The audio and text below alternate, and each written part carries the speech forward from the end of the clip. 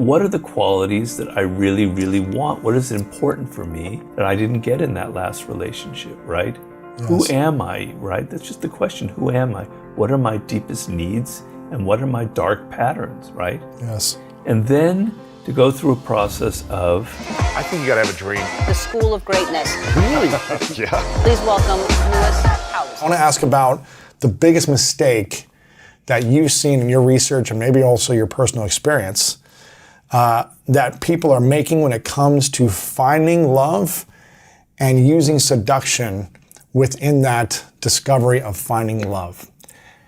Well, the greatest mistake people make is they judge simply on appearances. Yes. And of course, you know, we all have sexual desire, we have physical desires, and often we're attracted to people and there's a sexual component, but the character of that person doesn't mesh with us, right? Yes. And so the physical stuff doesn't last that long. It can't go on forever, although it can go on fairly well if you connect on that level. But it kind of dies down at some point, and then you're confronted with their psychology, their personality, their character.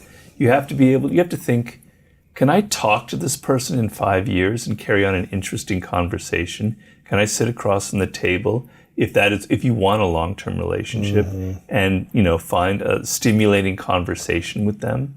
You know, because that's really what it ends up boiling down to. And so you really want to be able to also judge their character. And if you're able to look inside the other person a little bit and to see a kind of deeper connection between you, I believe that the sexual part, which is extremely important in any relationship, will actually be intensified and heightened, right? As opposed to the immediate kind of animal attraction that we have to people. So if you deepen your connection to that person and love is involved, where you actually feel a vulnerability to them in this kind of back and forth electrical charge, I think the physical component, you know, the value of it increases. Right. So that's the number one mistake people make, you know. Do people have sex too early? Well, I don't know what's going on necessarily with young people right now. I know the hookup culture is still pretty strong, and, you know, guys are watching a lot of porn. And so, you know, that's probably a tendency. And in the traditionally, and things have changed, it was the woman who had more to lose by becoming pregnant, who tried to keep the sex at bay for at least several weeks or months or longer. And that's kind of been lost. But yeah, I think the fact that the falling in love process generally takes time, right? I mean, we do have love at first sight, and it is a real phenomenon, and I've had it myself. Really? Yeah. But the idea, so there's a famous French writer named Stendhal who wrote a great book called On Love, one of the greatest books written about love. It was in the early 19th century. And he compared to falling in love to what he called crystallization. And it's based on this thing where you would throw a piece of wood into this mine in Germany somewhere at Salzburg, and then you would pull it out like a week later and it would be filled with all of these brilliant crystals. And he compared that to the process of falling in love. The person is just who they are. They're like a trunk of a tree. But your mind kind of puts all these qualities on them, crystallizes them into some kind of ideal figure, right? And so that mental process takes time, right? It requires also some distance and some fantasizing, you know, sort of basic elements of human psychology. So what do you mean by distance?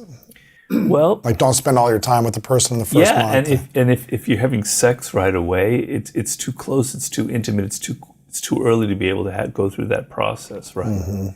And often, you know, there's usually a letdown after that initial sexual encounter if you have it too early, right? Whereas opposed to letting time go by and letting the other person begin to think about you and fantasize about you, and in their mind sort of imagine some interesting qualities about you and fascinate them, which is what he calls this crystallization process. I mean, literally think of it that way, that you're having you're in their mind, they're kind of forming this sort of ideal crystalled image of you, right? And it takes time and it takes some absence. It takes the ability to say, you're not in their face all the time. You disappear for a couple days, a couple weeks or whatever, not weeks, but a few days. And you let them think about you and you let that kind of spell, because seduction and love is kind of a spell that you're casting, right? And there's an art to it. And so the mistake people have is they're in too much of a hurry, right? Too much in a hurry to what? Have sex, to fall in love, to... Yeah, or to have like a really, intimate relationship or to get married or whatever it is. In general, in our culture, people are too much of a hurry. They're too much of a hurry to make money, too much of in a hurry to get attention. And it also involves, in romantic relationships. Right. Right. So what's the difference between seduction and love? Well, I maintain that the process of seducing is making the other person fall in love, right? The process of seducing is getting the other person to fall in love. Huh. Could someone fall in love without being seduced? Without seducing them? No.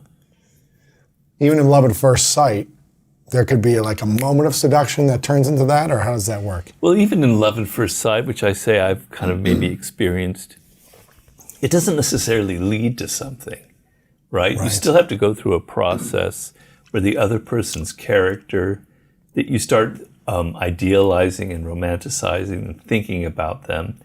Even that immediate attraction, there is still the seduction process that has to go on. Sure. Right? And so, I try in the art of seduction, I make the point that political seduction, marketing seduction, social seductions, because in your office you're continually seducing, it's the same process. And it's getting the other person to think about you and getting them to fall in love with your product, with your idea, with your political platform or whatever it is. And that process of internalizing that other person, of having their presence, their spirit or whatever inside you, inhabit you, and you're thinking about them a lot, is a process of falling in love, right? So it doesn't mean that there aren't seductions where you're seducing the other person and then it's over after a month, right? It doesn't necessarily mean that it's going to lead to a relationship. But I separate seduction from just having sex. Yes. So if you go to a bar and you pick up a woman in the bar and that night you go back to your place and you have sex, that's not seduction, right? Because we are psychological creatures, right? We're not animals. And the process of actually having our emotions engaged by the other person takes a lot deeper process, right? It can't happen quickly, it can't happen overnight. So seduction isn't like, pickup artists don't really like the art of seduction so much. Why is that? Because it's not quick enough for them. I'm telling you have to go through these steps. I don't want to have to go through all these steps. I don't have to wait 3 weeks to sleep with her or a month. I don't have to surprise her and give her gifts, or I'm talking about from the male point of view. Sure. Do all of these things that Robert talks about. I want it quick. Some of them aren't like that, but some of them are. And so there are plenty of books written out there about how to pick up women or guys in a bar. But the seduction isn't about that. It's something else. It's something more elemental. And I talk in the art of seduction about how it goes back to our childhood, how we are incredibly vulnerable to the emotions of other people. It begins with our parents, right? And the sense of, we internalize their presence. We're thinking about them. We have this kind of very deep emotional attachment to them. We're seduced by our parents in some ways. It kind of sets a tone from early childhood, this need to feel vulnerable to other people, right? That's the thing as well is, it's a lot of people mistake seduction, and that's the reason I wrote the book. They have really bad ideas about it. What do they think it is? Well, they have an idea that it's this kind of cold process. Typically, it'll be a male seducer, but it can be a woman, and they're really conniving, and they're coming up with all kinds of tricks, schemes to get the woman or man to fall for them. And either they're after money or sex or something else, right? And actually seduction is a matter of vulnerability. It's making yourself vulnerable to the other person. Really? Yeah. And we live in times where people have a hard time being vulnerable. If you're insecure, if you're filled with a lot of anxiety, you tend to close up inside of yourself. And to let another person in and to let them have some control over your emotions can be kind of a scary process. But if you can't feel that vulnerability, if you can't open yourself up to the power of that other person, there won't be a seduction. It'll be this kind of cold, mechanical process, right? So how do we learn to open ourselves up and be vulnerable to allow for seduction to happen? If so, we're really interested in someone, we're like, we want to start dating this person, we're really excited about the potential, but we're also don't want to ruin it and mess up. Yeah. Well, each relationship is different, right? Yeah. I talk to a lot of people on this vulnerability issue, particularly women who've come to me for counseling, where they've had a bad experience, right? They dealt with maybe a man who was a kind of cold, calculating seducer type, or an abusive relationship, right? And what happens is they get kind of bitter and hardened by it, and they don't want to open themselves up to another relationship. They're not aware of that's happening, but unconsciously that's what's going on. And I try to tell them, if you let that happen, that means that that person, that abuser or whoever it was, they've defeated you, not only physically, but mentally. They have conquered you. They have ruined one of the most important aspects of your life. They've made it impossible for you to feel vulnerable and open because you can't trust another person. Wow. And it's very difficult. So my process in there is telling them that, making it clear to them that if that happens, then they have this power over you, and you don't want to let them have that power, right? And so we work on ways, first making it clear how important it is in life to feel vulnerable, not just to other people, but to everything in the world. That's sort of the subject of my next book. But to feel vulnerable when you read a book, to open yourself to other people's ideas, to open yourself in general to people and to their spirit, and to let them in, and to let them have some influence over you and some power over you, Why is that important? Because it allows you then to have a deeper understanding and a deeper connection with people. So, we all kind of live in these castles where we're trying to protect ourselves, right? And we're all kind of defensive. And it's for good reason. We live in a world that's very harsh, a lot of information, a lot of things going on at the same time. So we kind of live in these castles. And you're not understanding people unless you can kind of open up to their spirit.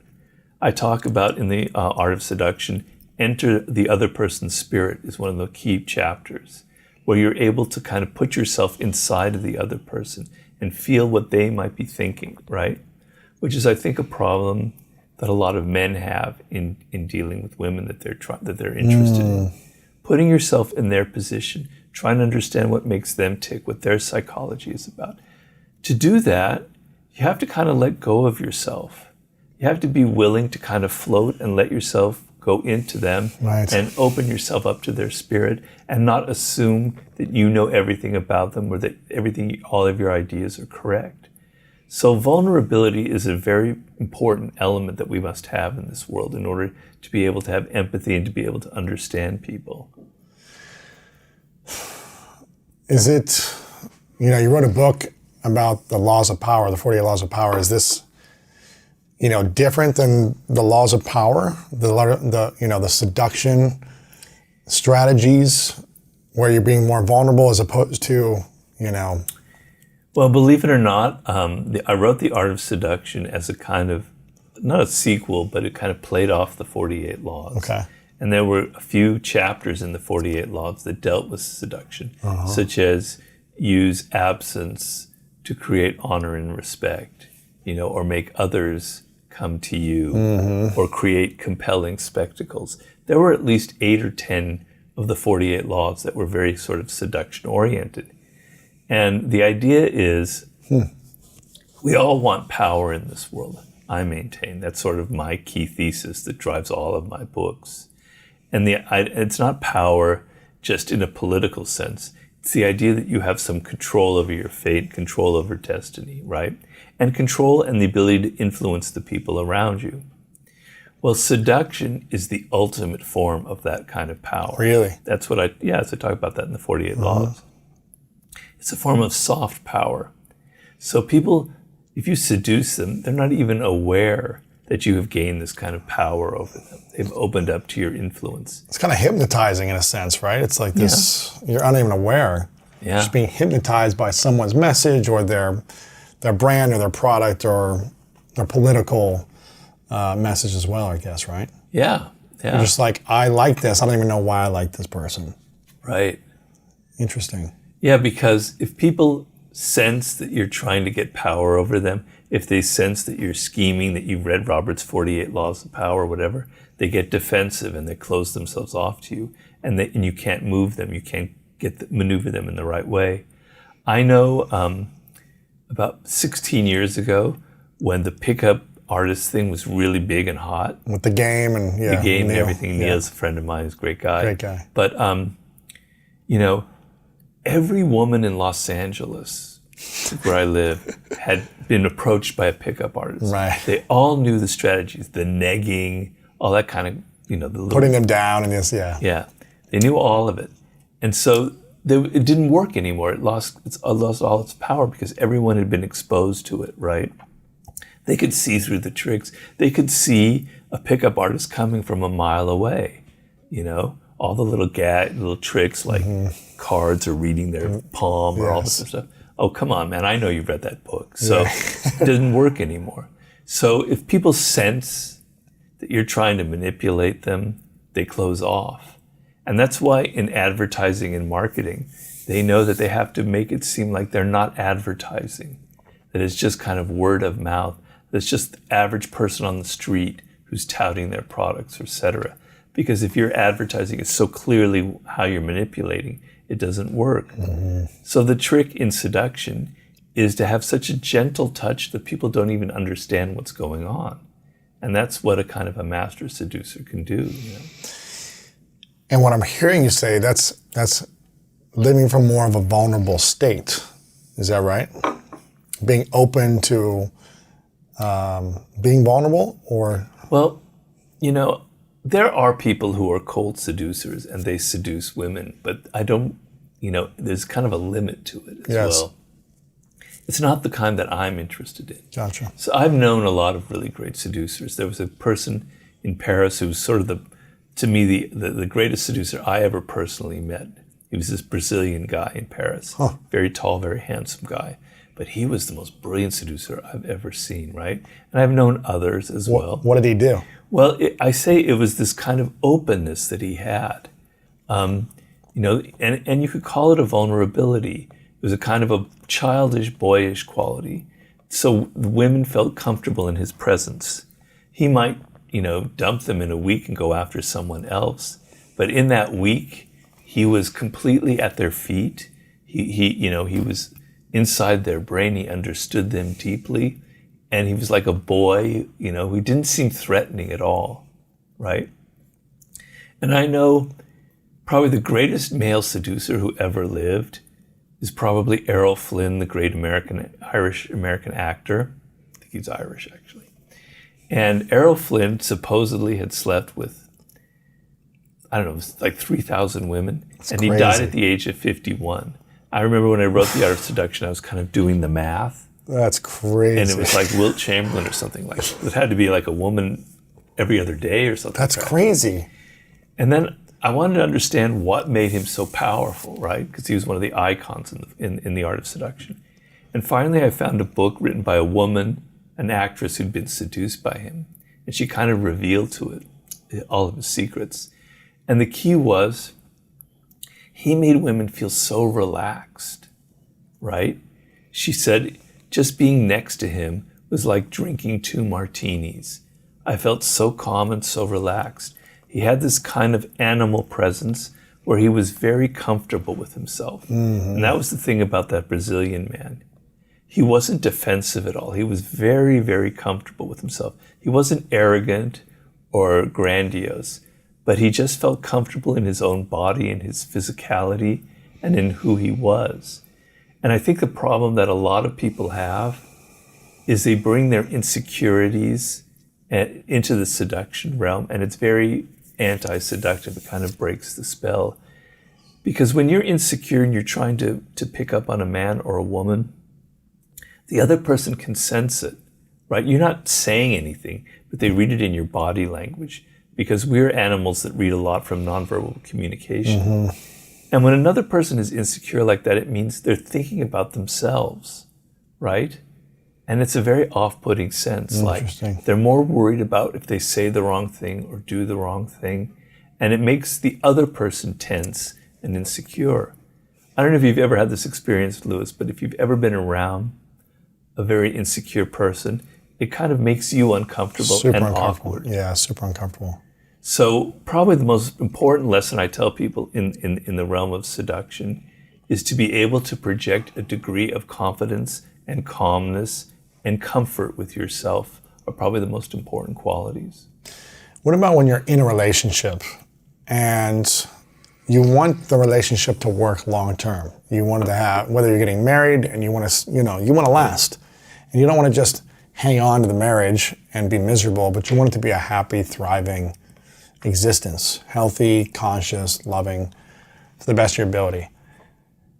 Should we continue to seduce our partners in committed long-term relationships, or is that not something you do once you're in a relationship? Well, I have a chapter in The Art of Seduction that deals with, I think it's the last chapter.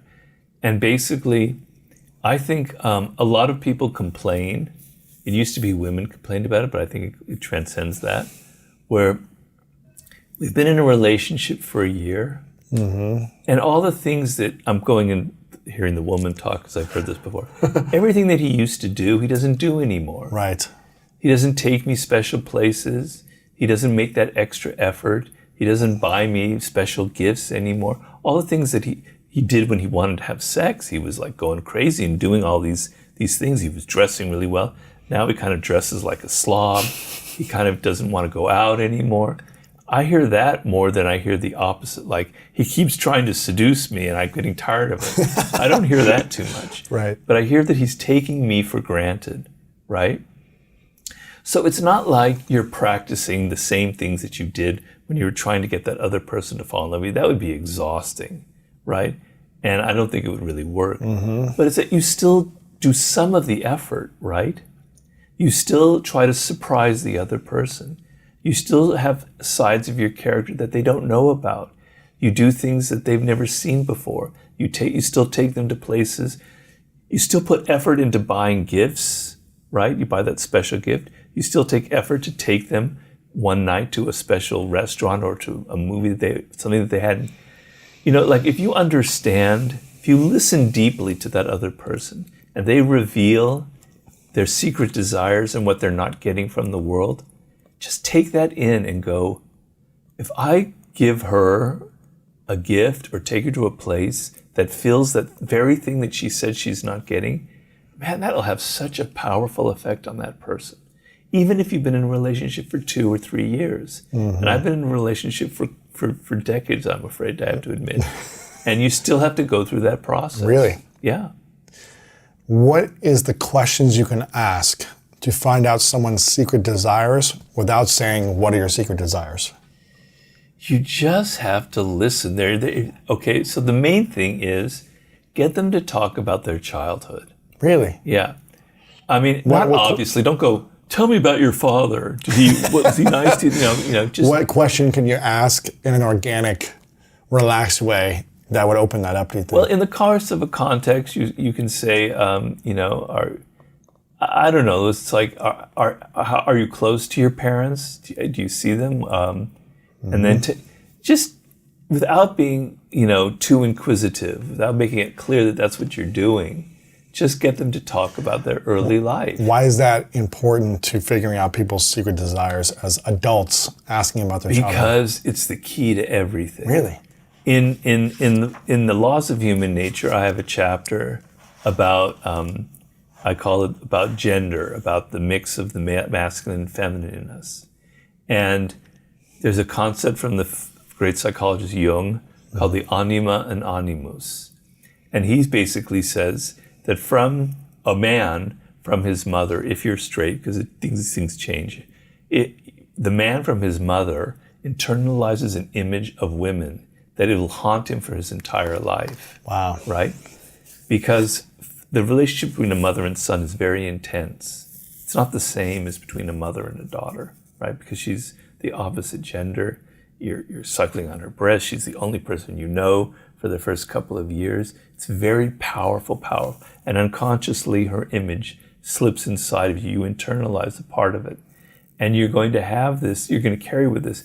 Even if you don't like your mother and you come to not like her later on, that image is still inside of you, and you're still going to choose women that have some of those qualities that you would like, you wish your mother had, or that she did have. So those early relationships, the woman with her father will tell you so much about her and about her weaknesses and her vulnerabilities. Really? And what she's missing. Yeah. So what if if the person... That's one, Okay.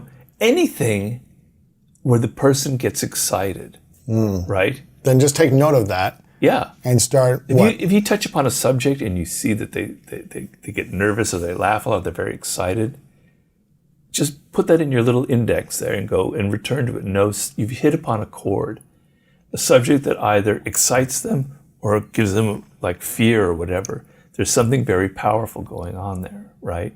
Right. So, and childhood is a very powerful one like that. So, what should people be aware of when they're getting into a relationship? What do you think are a few questions they should ask and get answers to see if it's a potential for a good relationship or it's going to be completely off, or they're just wasting their time trying to get into this? Are there any questions you can think of? Well, no, I can't think of questions. It's more like... Or should it be asking, how is your parents' relationship and this and that? It's not that direct. It's not that verbal. It's not that intellectual. It's more of a kind of a spirit meshing between two people, right? So there are plenty of examples of couples that have done extremely well where they kind of disagree on political issues, although that can be a problem as well. But there's a little bit of tension on that, but they connect on some deeper level. I refer people to that chapter I was just talking about in the Laws of Human Nature, where there's a level where we connect to people that is not on the surface, that is kind of nonverbal, that has to do with our unconscious, that has to do with things that we've never been able to get from our parents or whatever. And we've kind of have these ideals that have been unmet. And connecting on that level, connecting on the level of spirit, where your emotions, it's more like your emotions mesh together well than your ideas. Like there's, Yes. And because if that other person is incredibly dramatic and out there, and that's not something you can, even though they have the similar ideas to you, it's going to grate on your nerves, I saw a post recently, excuse me, about something like, I'm going to mess this up, but something like you don't marry the person, you marry the person's like trauma, you marry their, in-laws trauma, you marry like what they haven't healed yet, you marry their emotional, the relationship to certain things. You're marrying the emotions of the person, really. Yes, exactly. And being aware, like, just because they look great and just because you have fun together certain times, you're really marrying all the other stuff along with it. Right, and you won't find that out right away. Because they're good at hiding it. Yeah. Right? They're good at, like, reserving that until 6 months, a year, 2 years later, right? Yeah. So it's making sure that your emotions mesh well over your ideals. Is that what I'm hearing? Over the intellectual part, over just the superficial fact that you both vote Democratic or Republican, or that you both like this movie director. I mean, certain tastes that mesh are important, but I don't think there has to be kind of a charge between you, a kind of something that goes on underneath the surface that has nothing to do with just words or kind of superficial things. There's something deep, spiritual. Yeah. Because sometimes people will think, oh, we have all these things in common, we have this connection, this is a great match, but then they don't experience the emotional or spiritual level. Right. And then that comes out later and you're like, well, we are from the same city and we went to the same school and we voted whatever. Yeah. And we have similar friends and we like to go to baseball games. Yeah. But if there's not that spiritual or emotional meshing. Bravo, you hit your idea is very apt. You are mirroring the other person's emotions, right? And so that's not something that you see right away. And you could love the same movies, you can have all these other things. But if that part isn't connecting on the right way, if they're revealing something that's going to really drive you crazy after several months or years, doesn't matter about how well your ideas are similar. What if your ideas are amazing together, the sexual connection is incredible, but the emotional level is not in sync?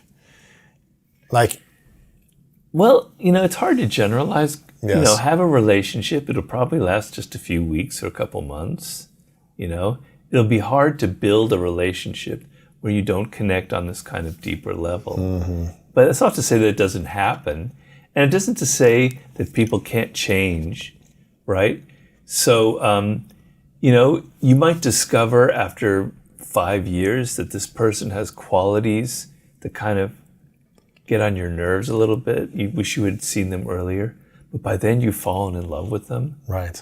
And you go, I can appreciate their weaknesses. I can love their weaknesses. I can get over it. It still kind of irritates me. It still irritates me, but there's something deeper. I actually really love this person. And even their flaws are lovable. And that happens, right? So it's hard to generalize about everything. And you can't change. You can see that maybe I'm overreacting. Maybe I'm too cold and rational and they're too dramatic. And maybe I can learn from her or him and become more like them.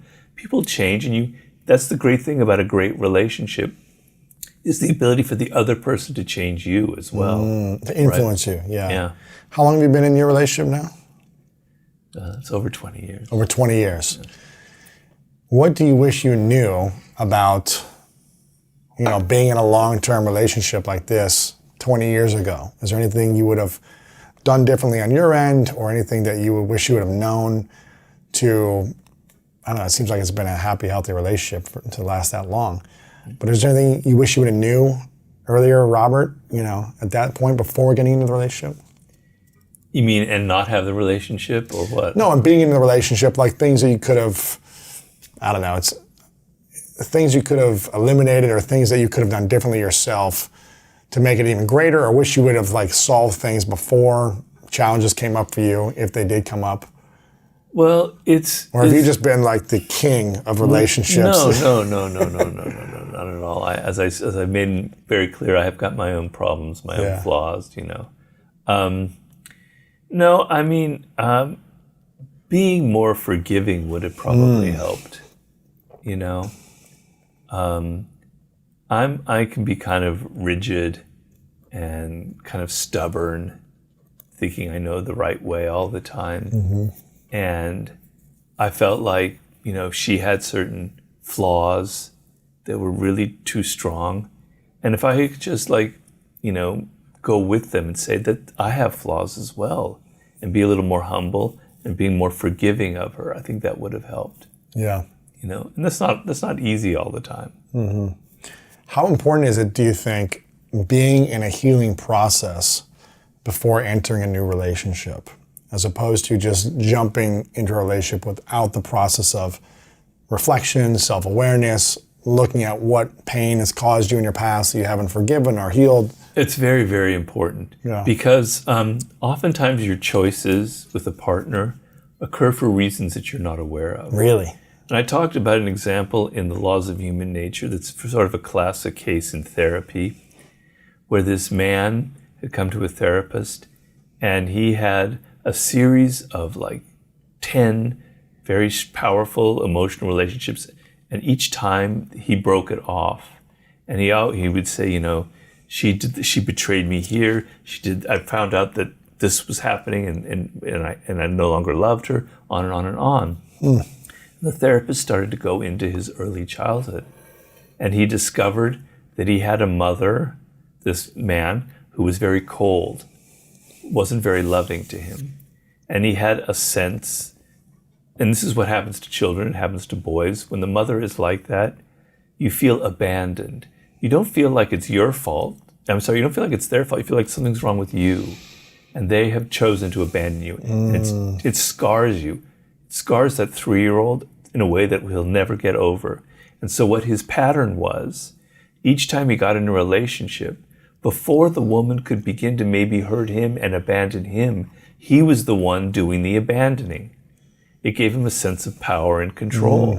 It was like he was redoing the mother relationship where he was the one abandoning and not being abandoned.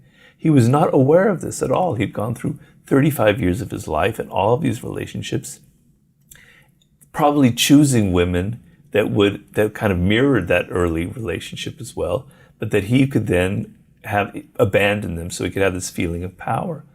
Now, you might not be having something so dramatic going on in your life, but you will have patterns like that. And I know I've had patterns like that. And I've analyzed them and I've become aware of them.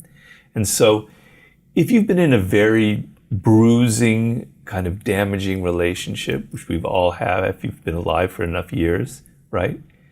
It is absolutely essential that you step back and analyze it, because kind of negative relationships and traumas like that will reveal a lot of truths about yourself.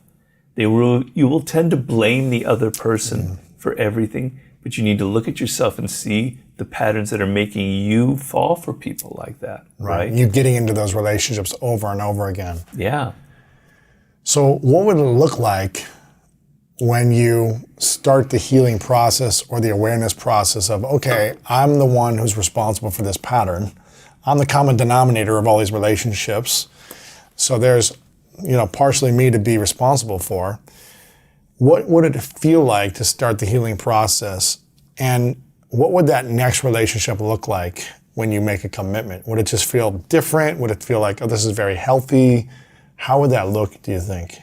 Well, there's a lot of problems. It's not easy. Yeah. And the main problem, Lewis, is, believe it or not, some of those early dysfunctional relationships with your parents are charged with this kind of sexual energy. Really? Yeah. And so you'll find yourself attracted to the very man or woman who's going to hurt you. Whereas the man or woman who is good for you, there's no kind of sexual charge. Because, and this isn't everybody, this is maybe a third, I don't know what the percentage is. Don't quote me on that. Sure. But you are actually more attracted to the person that has these damaged qualities. Why is that? Because you get to relive some of those early traumas, right? And so the problem that will happen, and I can see this in my own life as well, that the person who is good for you, there's actually caring that will mesh with you, that physical charge maybe isn't as strong, right? And that's a problem, right? Because you want to have that element. But you need to be aware of this. You need to be aware of the fact that some of the people that you're most attracted to, you're not attracted to just because of their sexy body or whatever it is. There's also some kind of issues you haven't worked out from your early childhood that are at play in that relationship and that are going to cause you a lot of pain. Why does that turn us on sexually, do you think? Why is the human brain turned on by drama and, unhealthy relationships? Like, why does that? Well, I would be a multi-billionaire by now if I could answer those questions. Yes. I'd be the ultimate doctor of love. But I can say this, that when you're a child, you're 2 or 3 years old, we're talking about entering the spirit. Try and enter the spirit of the 3-year-old Lewis Howes. You're very vulnerable. You're very weak, right? You're at the mercy of this person who's very powerful. Your mother and also your father, or it depends on what, You're at their mercy, right? And you're open to them. You depend on them for so much. So the emotional energy that you are putting onto them is extremely powerful. Wow. More powerful than any other relationship you'll have in your life, and you're not aware of it.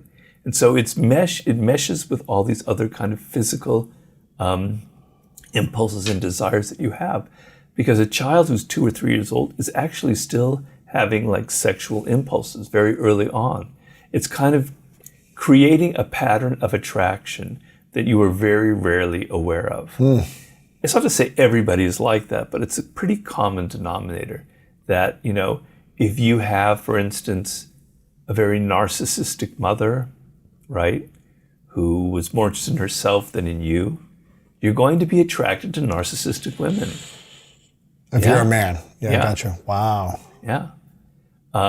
And you're not aware of it. And, it creates a lot of pain for you, right? So you've got to go through a process. It's kind of like there's the ancient Greek play of Oedipus, right? I don't know if you were. He killed his father, and then he ended up marrying his mother. Crazy.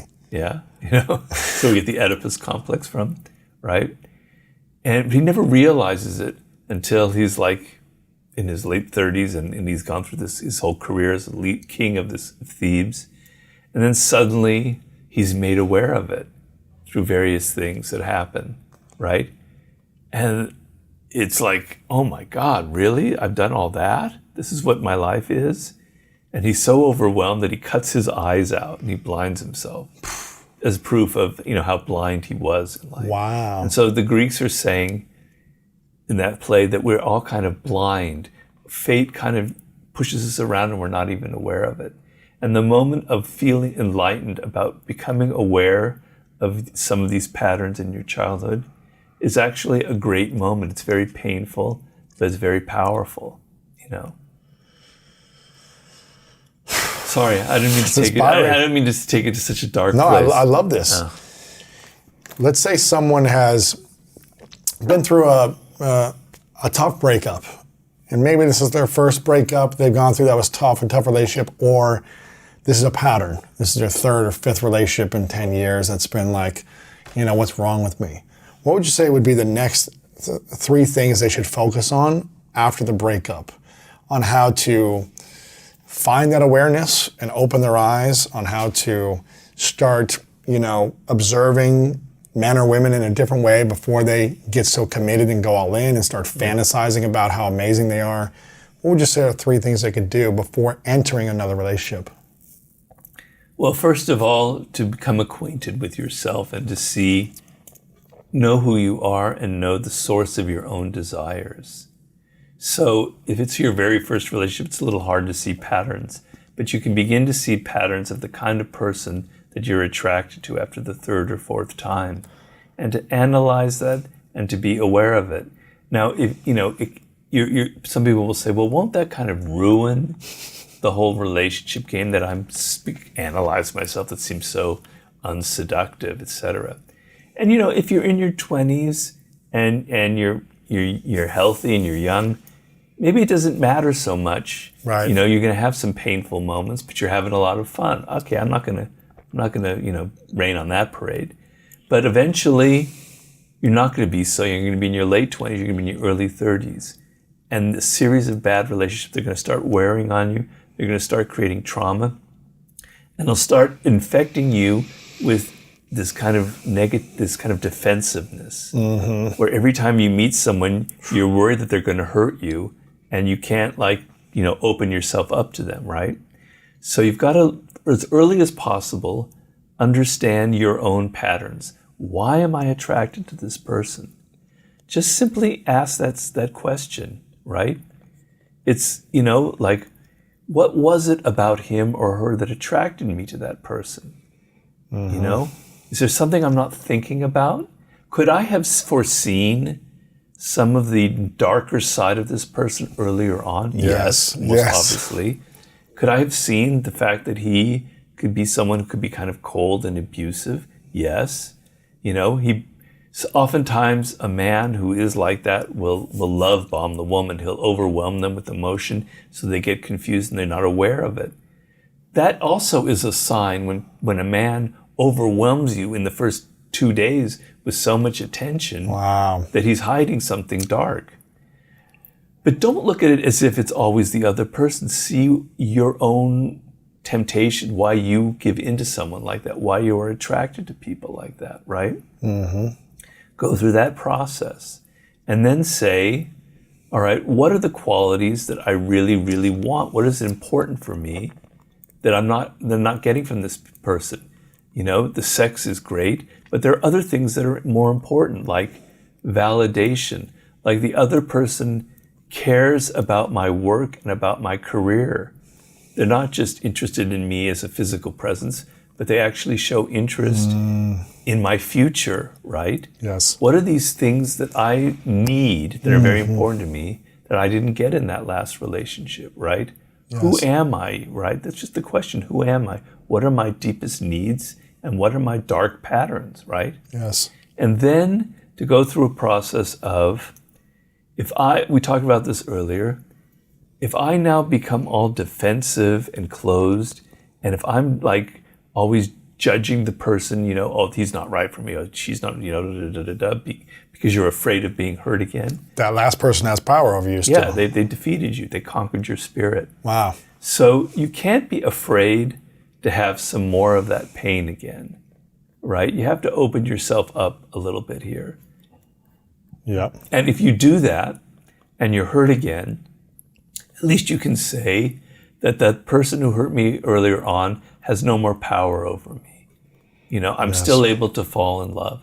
I'm still able to open myself up to another person. Yes. It's incredibly important to be able to feel vulnerable to another person.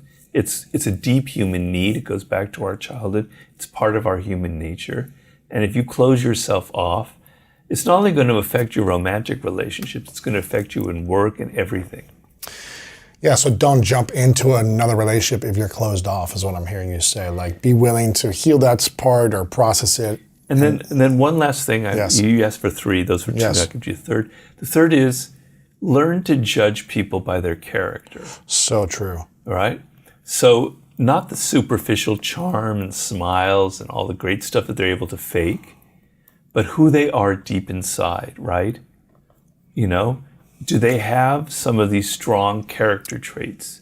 Can they take criticism? Man, you have no idea that is such an important quality in a relationship. Taking criticism? Yeah. If that other person cannot take any kind of criticism, how can you be in a relationship with them? And they find ways to make you pay for criticizing them. They get passive aggressive, they get cold. Oh, I'm never going to do that again. You can't be in a relationship. Right. So judge someone like that. Can they take criticism? Can they deal with moments of stress? Can they get outside of themselves and think about me? You know, think about how they are in a conversation. Do they hear what you're saying? Do they come back with things that reveal the fact that they've been listening to you, that they picked up signals from you? Get inside them, get inside their character, and be able to judge them on that basis as opposed to their sexy veneer that they have. So those would be the 3 things. Those are powerful. What's your thoughts on relationships and money? And should we be focusing on money as a factor in relationships? Because it seems to me like a lot of people end relationships with money problems, or it's one of the main factors. You mean there's an inequality between the two? Inequality, or just like the value of money, that someone sees spending money in a certain way, another person sees it in a different way. It's just like the topic of money seems to mess with people. How do we develop seduction with money involved in a relationship? Yeah. And how do we stay in a healthy relationship and not allow money to ruin the relationship? Well, money isn't just money. Money is a sign. Money is something that has psychology, has other things attached to it. So let's just say it's a woman who is finding herself losing her attraction to a man because he's not making any money, right? That could be because it's a sign that he doesn't have enough ambition, he doesn't have enough drive. Or it could be a sign that he's just finding himself, and eventually he'll discover it.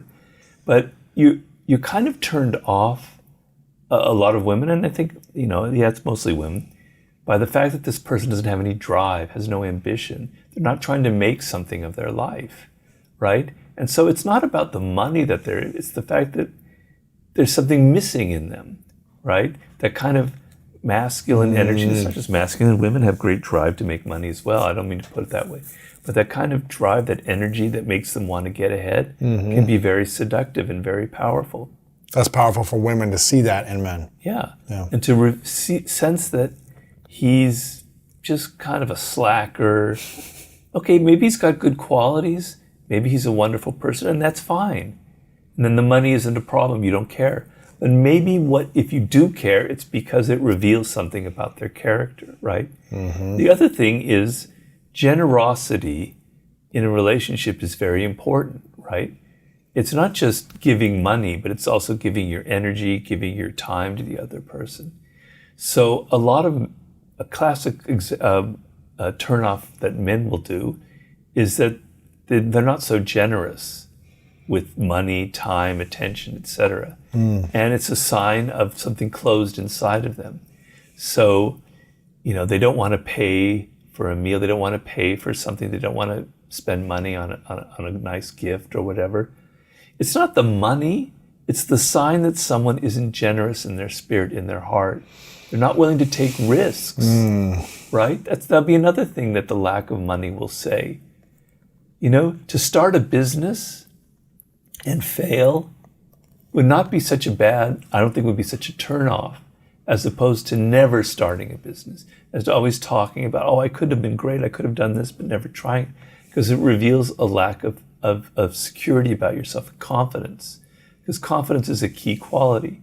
So I think money is often a sign of something else, another problem. It's revealing something about their character.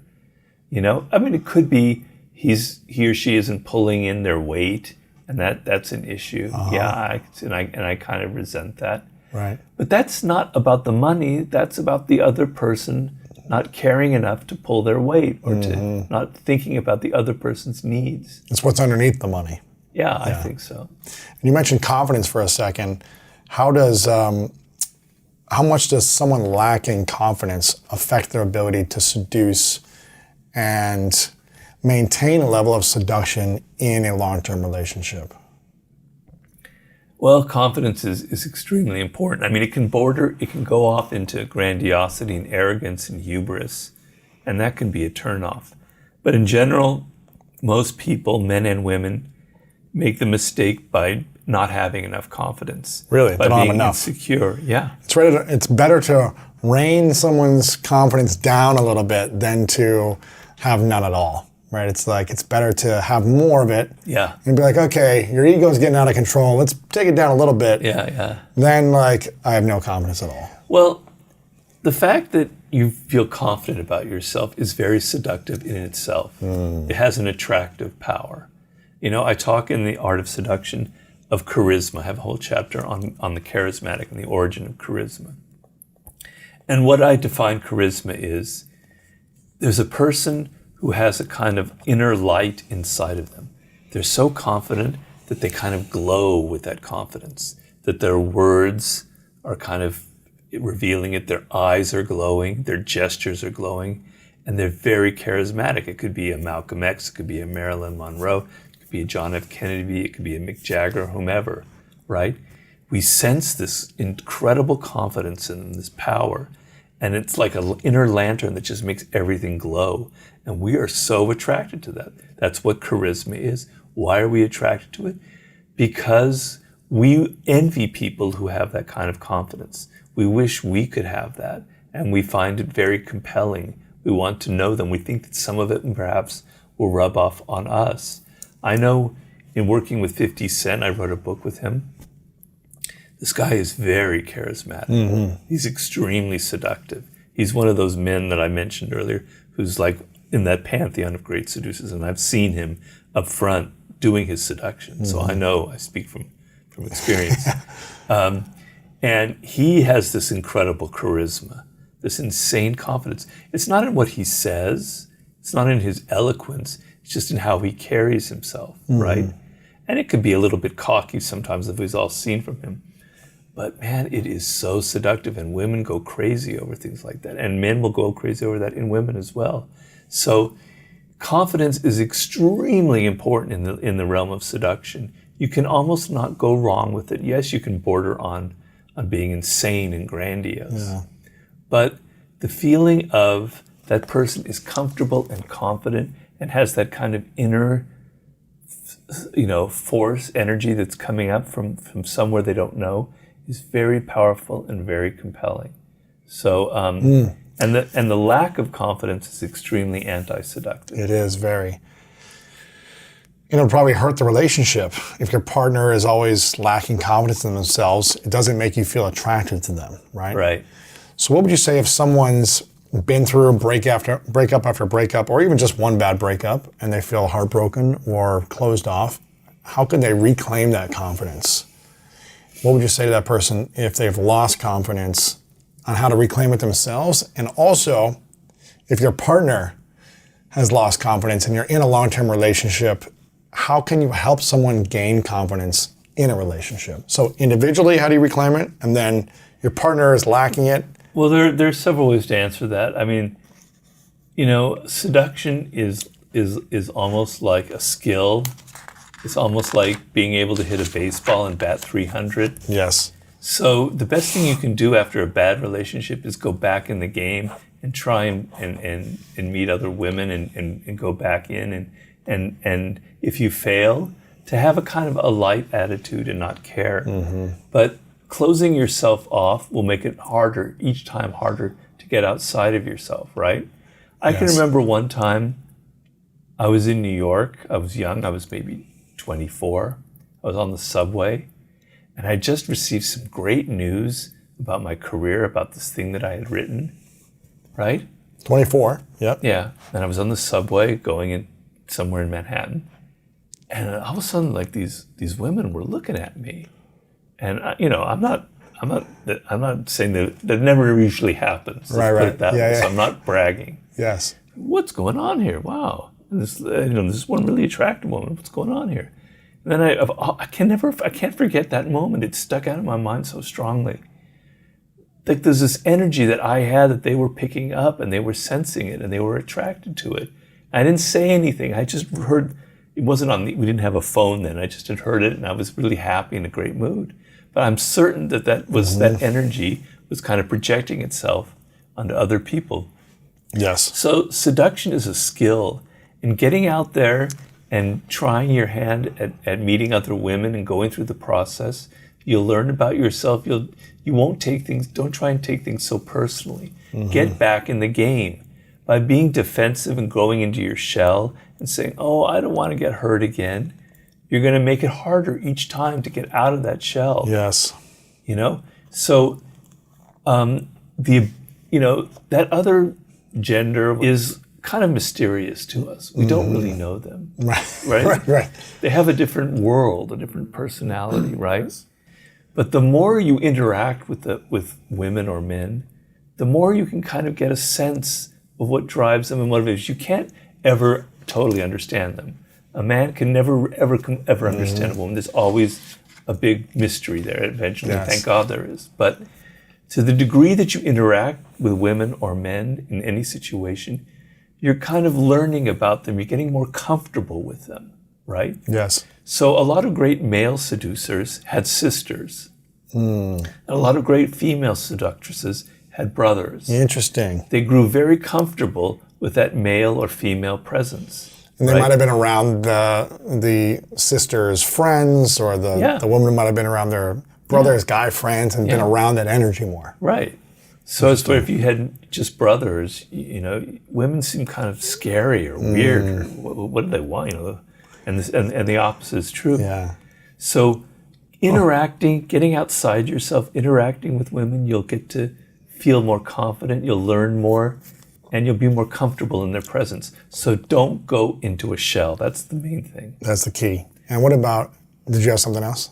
No, you had a second part. What about if your partner, you're in a relationship for 10 years, and whatever reason your partner, man or woman, is lacking confidence. They're insecure, they're doubting themselves over and over. What could the other partner do to help them reclaim their confidence? Or is that not something you can do? No, you can do that. You can find what it is that they need validation about, and you can, give them pep talks and make it clear to them. This is the most important thing, Louis. Make it clear to them that you still have confidence in them. You haven't lost it. Because the sense that that other person is losing faith in you and your abilities is deadly. That's big. So if you care about that person and you don't want to see them go down the drain with their insecurities, make it clear that you haven't lost faith in them and show it to them in certain ways. You know, whatever it is that they're worried about, show them that you still believe that they can accomplish something. You know, the relationship I've been in, it predates the 48 Laws of Power just barely, right? And before the 48 Laws of Power, I was a nobody. I had no money. I had no success. I was very frustrated. I was depressed. Really? I was very depressed, even bordering on suicidal. Wow. I was 37. I hadn't going anywhere. It didn't bother her. She had faith in me. She had confidence in me, right? She saw that something probably would happen. And, you know, and then it did with the 48 Laws. But, you know, I could sense that. She could sense that there was something I could do, right? So she kept boosting me about my writing and about my career. So what is it that that person is insecure about? Boost them up, make them feel like you haven't lost faith in them. And that will be almost enough in itself. Robert, like always, I've got one final question for you. Oh, yeah. But like always, I want to acknowledge you for being my first ever guest on the School of Greatness, for always showing up and being consistent in your life since I've known you in serving people. You're using your uniqueness, your talent, your gifts, your energy to create beautiful pieces of art that serve and help people. And I think it's incredible that you continue to show up and do this. You don't have to anymore, but you keep doing it. Even when you have your own personal challenges that you're facing, you continue to show up to serve. So I acknowledge you for always being the example, even during challenging times for yourself. It's a beautiful thing to see, and I appreciate your friendship. Thank you, Lewis. Of course. Likewise. Of course. I have very fond memories of that first time you came. First time in your house. With your little recording device. You didn't know really what you were doing. Zero so much. idea. You gave me an opportunity. You said, hey, I'll interview you. I liked you. I liked your energy. Exactly. And I could see that you were something was going to come from this. Yeah. Yeah. And I sometimes could sense when you don't know what's going to happen sometimes, but if you have an enthusiasm and an appreciation and a gratitude and you have an energy, hopefully good things can happen. Yeah. So I appreciate you being the first one. But I think I also was like, hey, listen, I want to sell a bunch of books of yours and we're going to do this thing. And I was excited about selling books for you. And I think it's always important to create a win-win experience. So, but I appreciate you taking the chance on me launching the podcast with you as the first interview. No. I enjoy it. It's very memorable. Yes. My final question is, what's your definition of greatness? My definition of greatness is kind of what I've talked about before. It's realizing your potential to some degree. So we may not realize 100% of our potential. I certainly haven't realized 100% of my potential. There are things I probably could have done more of. But if your potential is to raise a great family and to raise really great kids, and you've done it, that's greatness. If your potential is to just build something, however small it is, and you realized it, and you realized 50, 60% of your potential, that is greatness. And then you can go to bed at night feeling good and proud of yourself, right? Yes. So a lot of it is it's not the money that matters, it's not the attention that matters, it's the inner feeling you have that you have accomplished something, that you have fulfilled your potential, that you have accomplished some of the dreams that you had as a child for yourself, right? And to have that sense that I have done that I have wrote this book, that I created this business, that I started this podcast, that's greatness to me. Of course, there are levels of greatness, right? But that's enough for me as well. Just the sense that I was born with this potential, and I worked and I realized some of my gifts. I think that's an amazing thing. That's greatness for me. Robert Greene, thank you so much.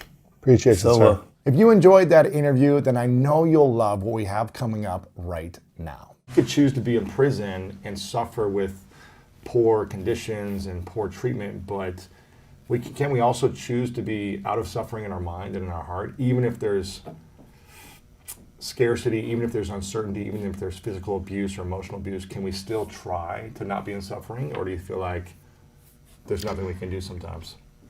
It's a both and, right? Man's search for meaning. Yeah.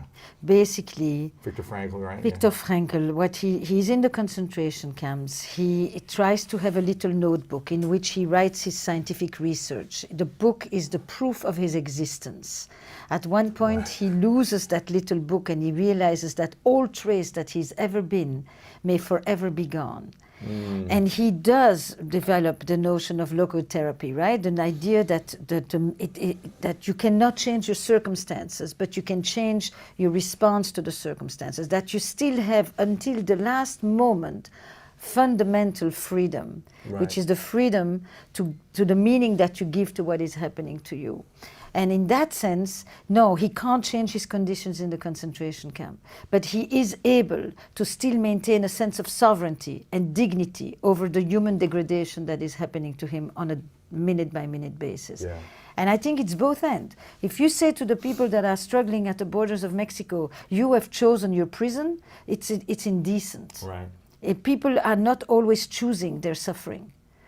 Sometimes within that, they can still sing a song to their child, hold their loved ones, write a letter to someone that they're longing for, staying alive for the ones that are waiting for them. And that's where you are coming out of the prison or out of the suffering, and with a sense of freedom. And I think one has to be really careful sometimes to say we choose our pains, we choose to stay in pain. Mm-hmm. It deserves some discernment. Sure. So suffering and pain is not a choice all the time.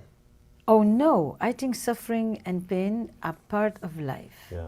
There's three things that religion has dealt with forever. What is not explainable? Why do we suffer? And why is there evil? And those three things have been the purview of where religion, from an anthropological point of view, really entered. And because of secularization, other people have entered to take the space. People explain to you what is ununderstandable. Mm-hmm. People are trying to help you with your suffering. And experts, gurus, teachers, speakers, and all of that are trying to help you with why do bad things happen to good people. Mm-hmm. What is the answer to that? There is no answer to that. Otherwise, we wouldn't have had religion from the beginning of time. Right. These are not things that are answered. These are things that these are questions, existential conundrums that we learn to live with. Nobody has ever had an answer. There's so many religions, not a single one has been able to answer. They give you a way to live with it. They never tell you you're not going to suffer. They tell you what you can do with your suffering. Right. Have faith. Have faith, go pray, go do rosaries, go do good things, help other people, change your story. There's lots of ways today that we're dealing with suffering. But nobody has ever said you're not going to suffer. So we're always going to suffer. There is always going to be suffering as part of life. On a scale yes, you're going to deal with loss. Mm-hmm. You're going to deal with thwarted hopes. Yeah. You're going to deal with disappointments, with heartbreak, with death. Those things, nobody is going to tell you that there will never be loss. And loss is probably one of the most important sources of suffering.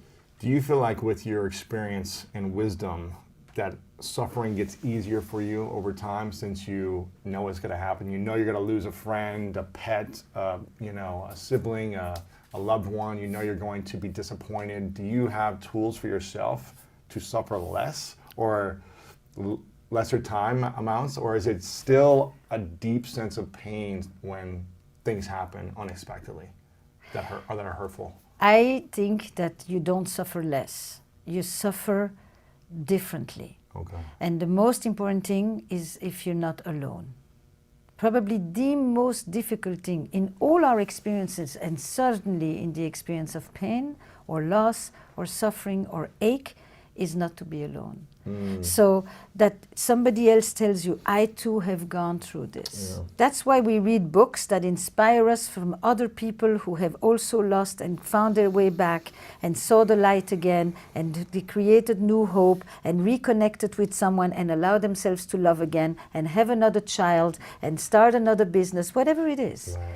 You know, you go through it, but you have a sense that there is that thing called going through it, and that you can come out of it on the other side, Right. that there is hope, that you're not alone, that there is a day when it won't hurt and ache as much, that there is a day you will be able to wake up and you won't be thinking about Obsessing over obsessing about it. it. When was the last time you suffered the deepest? I have to honestly say it's been a while. I have been in a really blessed time. That's great. You know, There's a wild 10 years, 3 years, 7 years. What's...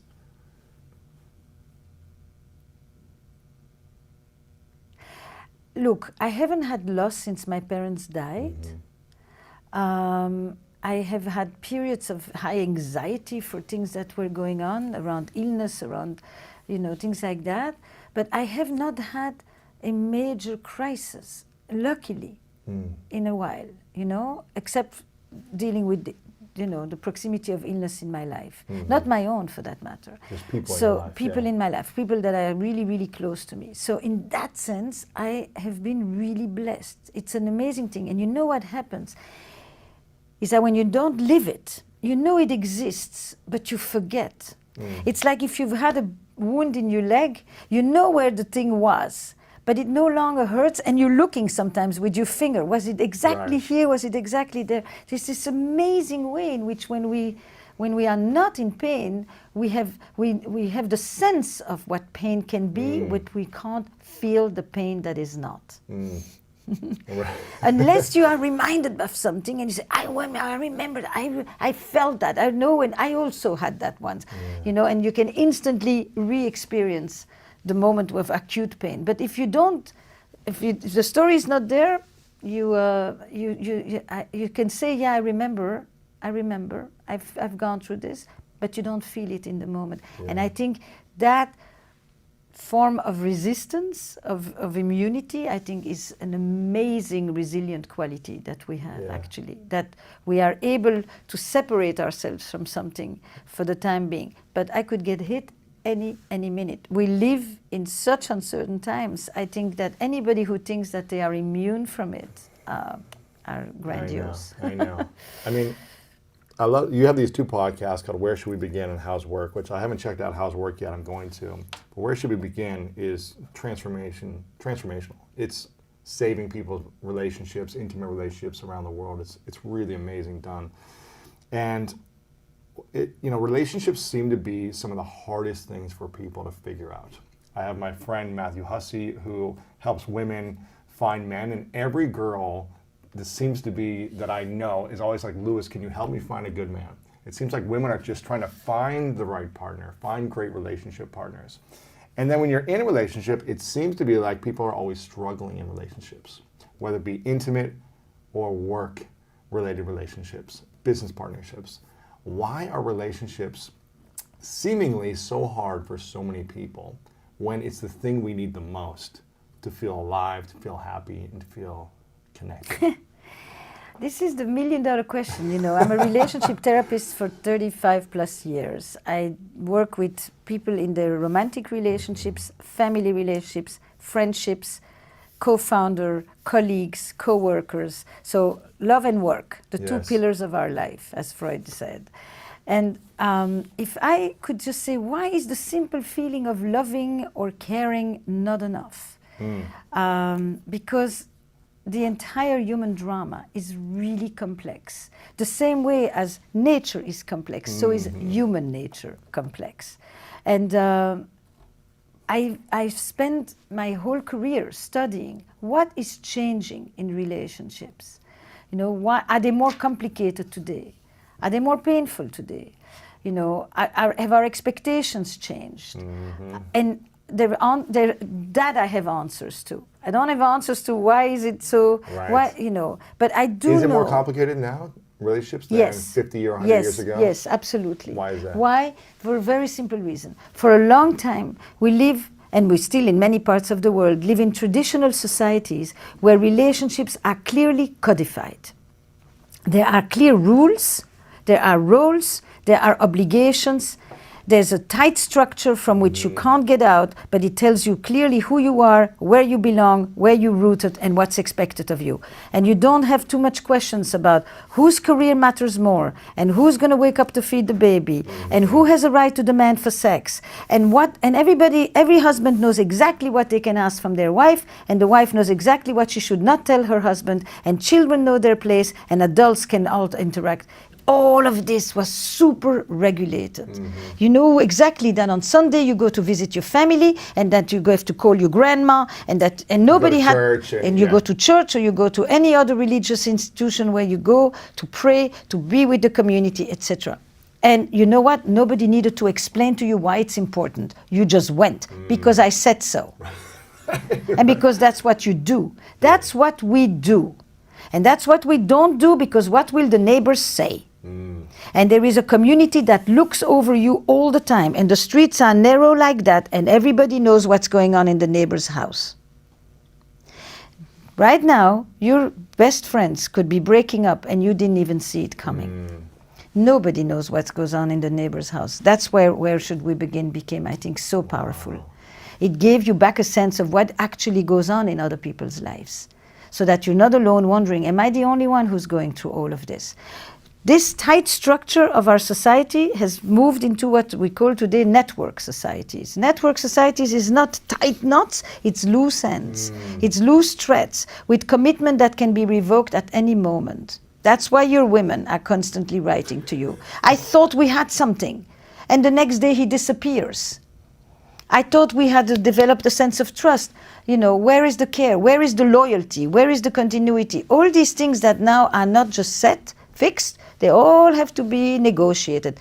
Everything that was a rule is now a negotiation, a conversation. Who's going to go to work? Are we going to move you to the West Coast, or are you going to move with me to the East Coast? Are we going to have children? Are we ready to have children? How many children? Do we even want children? You know, on and on and on. Am I happy at work? Oh, I could do better. Should I stay a few more months? Should I leave? Should I, is this what I really want to do? Is this who I really am? Is this my passion? Is this my passion? This identity quest the whole time. Is this who I want to be? Is this, and all of these questions are rather new questions. Why? Because in the past, or in other parts of the world today, you kind of know who you are. Seriously. You're the son of somebody. Right. Ibn, you're the son of somebody. It starts with that. Ben. And you probably will even do what your father has done. If you are a man, and maybe not too much of any of the outside the house if you are a woman, or you may begin a charting course of working outside the house. And all of these things are very, very normative. And now it's different. We don't have any of that at this moment. Yeah. Basically, I call it the identity economy. We spend our time trying to figure out, who am I? We have an enormous industry of self-help, with this belief that we are self-made, that we can have selfies, that we do self-care. It's this self that is so focused, such the center of everything, and so fragile. The freaking self has never been more fragile. We are constantly making sure that it doesn't get overwhelmed, that it doesn't get triggered, that it doesn't get violated, that it doesn't get shattered, because it stands there alone, like the little Dutchman with his finger trying to hold back the dike. And that is the times I think we are in at this moment. And that's the waters I think you swim in. Sure. Well, I think that's where suffering, inner suffering comes from on the surface, is when you obsessively think about yourself. When you're obsessively self-centric thinking all the time. Trying to improve yourself and feeling not good enough. Right. I think it's the Comparing combination. yourself. Comparing. Now, I don't know that people didn't compare themselves when they all went to and stood on the steps of the church on a Sunday morning. Sure. I think communities, people have always compared themselves, but there was a different type of social control, the one that we have on social media today. Social control has always existed. Yeah. you know. So suffering is part of life. Community and not being alone is what helps us with all our experiences, definitely with suffering. I look at the disappointments of relationships and the struggles that we have. Why are they so challenging? What is the challenge? What can you do about it? When is it you who can do something? And when do you have to realize the limitations that what you will do will not change another necessarily, when it does and when it doesn't? And how does this manifest at work and at home? You asked me how relationships have changed. I think we've never had more expectations of love and work than we do today. I think we expect today from love and work many things that we expected before from religion and from community. We want our relationships to be transformative, transcendent, meaningful, spiritual, sexual, purposeful, erotic, passionate, and we want it at home and we want it at work. We How do we want get it at work too? Oh, because we want work to be purposeful today. We want work to, you know, to give me a sense of identity, of meaning, of self-fulfillment, of development. I don't just want to go to work only for the paycheck.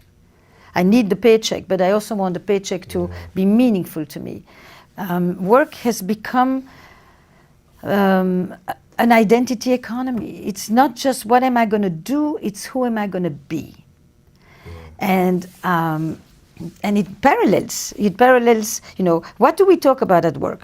Transparency, belonging, authenticity, trust, psychological safety. I mean, when did the entire emotional vocabulary enter the workplace to such a degree that soft skills, what they used to be called, which are emotional and social skills, relational skills, which used to be seen as feminine skills, and feminine skills, you can idealize them in principle, but disregard them in reality. And these soft skills have very quickly become the new hard skills. True. And that's why I'm working in the workplace. It's not because I have changed and I suddenly am interested in work. It's because work has changed and is suddenly interested in what I have been doing for decades. I love this. I'm going to ask you a question that may be hard to answer. Maybe it's easy.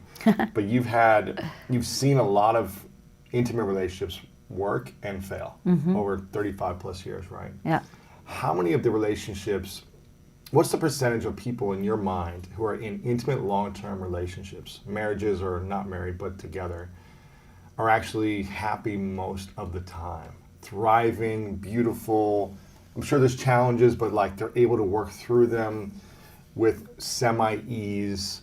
How many relationships in your mind are super happy and thriving after decades of the changes of the times, society, work, family, all the dynamics that happen in life? So I have two ways of answering Yes. it. The first one is cultural. Your definition of happy and thriving and fulfilled is probably very different than many other cultures where being healthy, having enough to eat, having children, having good grandchildren, jobs, having good jobs, being respected in the community, Is happy and thriving. is happy and thriving. It's not about you and I are talking on the couch and I'm pouring my heart at you and you are telling me I'm the best thing that's ever happened to you in your life and all of that.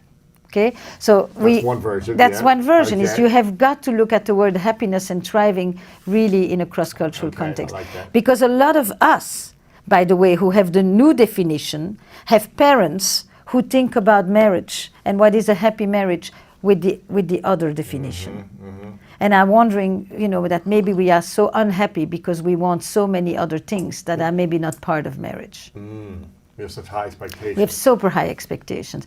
We want everything. We want a partner to be an entire community. My best friend, my trusted confidant, my passionate lover, my intellectual equal, my co-parent.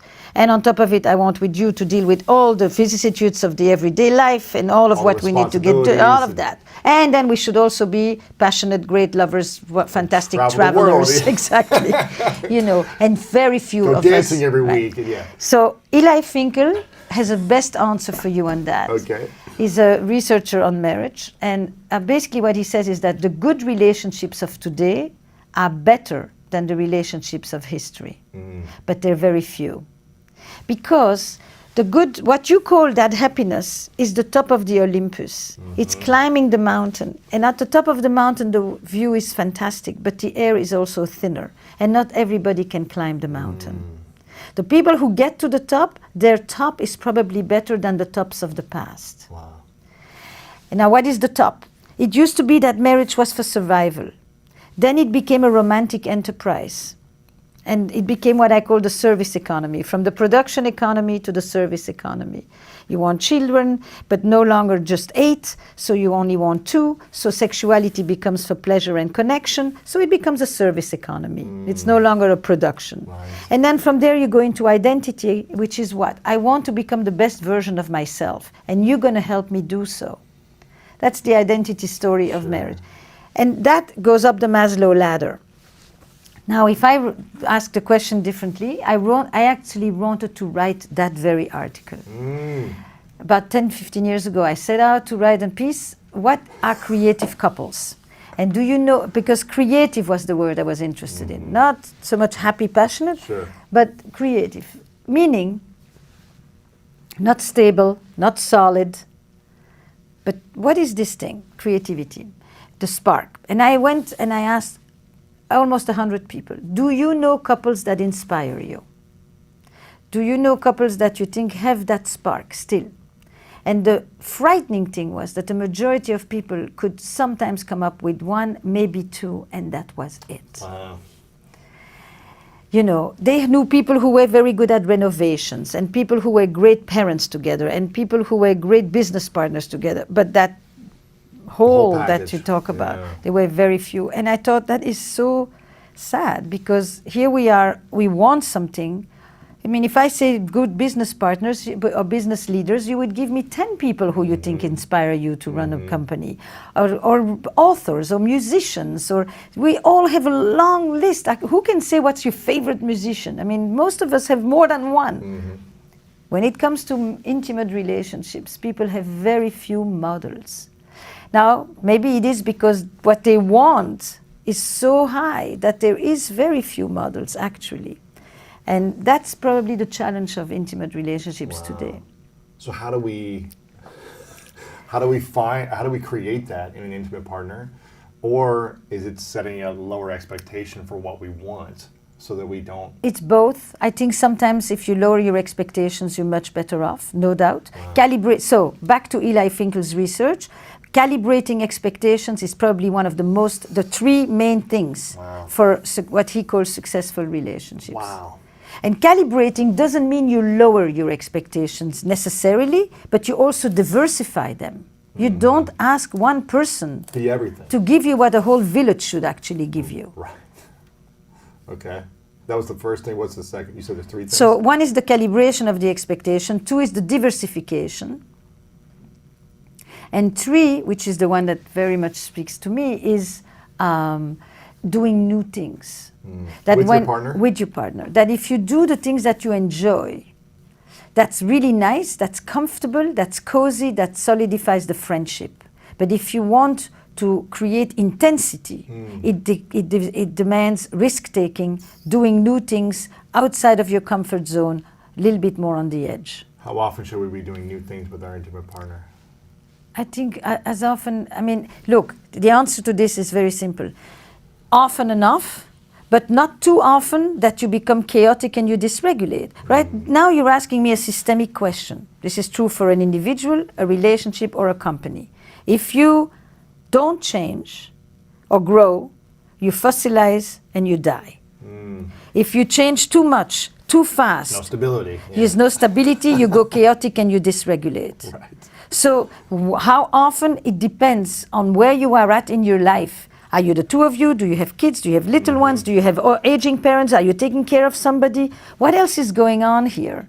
We'll tell you if this is a period where you need more stability, or if this is a period where it's time to go and be curious and explore and discover and go into the world and launch. Right.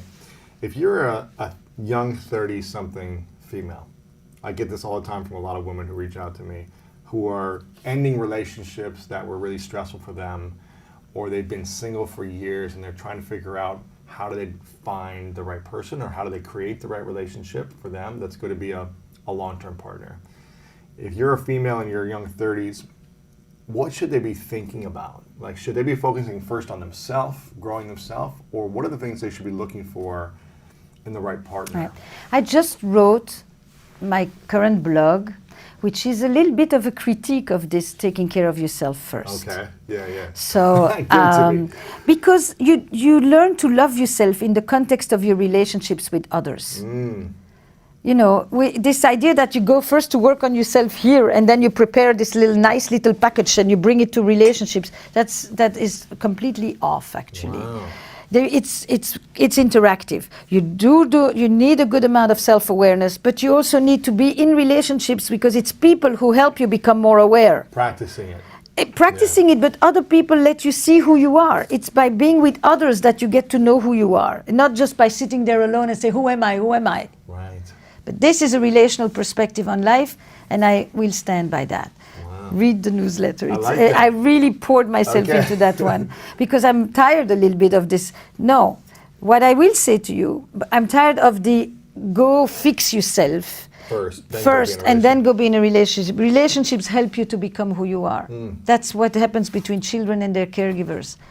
The next thing is, instead of constantly thinking who's the right person I'm going to find, why don't you ask yourself, who do you want to be? Who should the other one be? No, maybe it's on occasion. Ask, who will I be as a partner? Who have I been till now in my relationships? How have I shown up? What is it that I do? Not just, finding the right person. Now, what does it mean to find the right person? And there I will say, the simplest way of looking at it is this. There are many people you will love, and they are not necessarily the same people that you will make a life with. Are you looking for a love story, or are you looking for a life story? Ooh, that's good. You understand? Yeah. There are many people have had love stories. This is a whole different story. I never thought for a minute I would live with these people. Take something else to have a partner in life with whom you're going to go through the pains, the sufferings, the challenges, all of that. So Can you have a life partner and still have a love story? Of course. You want the life partner to be a love story too. But the love stories per se are not life stories. It's different ingredients. It's different values. There's some things that you don't need in order to have a beautiful love story with someone. It lives in its encapsulated version on its own. You're not thinking, can I do this with you? Can I get old with you? Can I take you to my parents? Do we share similar it's about values, life, not just about feelings. So when you're looking for the right person, it's not just what attracts you. It's who can you build a life with. How many values in common do you need to have with your partner, life partner? Because the important ones. There's not how many, but there are a few of them that are really like important. Which ones would you say that I'll make or give- break based on your experience? I think I'm not going to say them in order of importance, Yeah, but yeah. one of them that really matters is your relationship to others.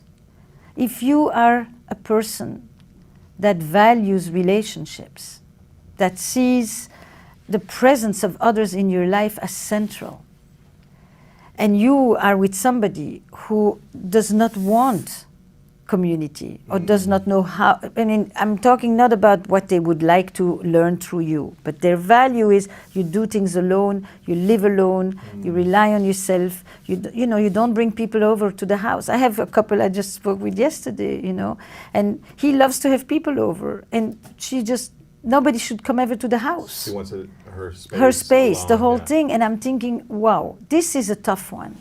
It's not just about the house, it's his whole life is about being with people. And her whole life is about not being with people necessarily. That's not how she experiences it. Now the question is she drawn to more of what he has to offer? And is he drawn to more of what she...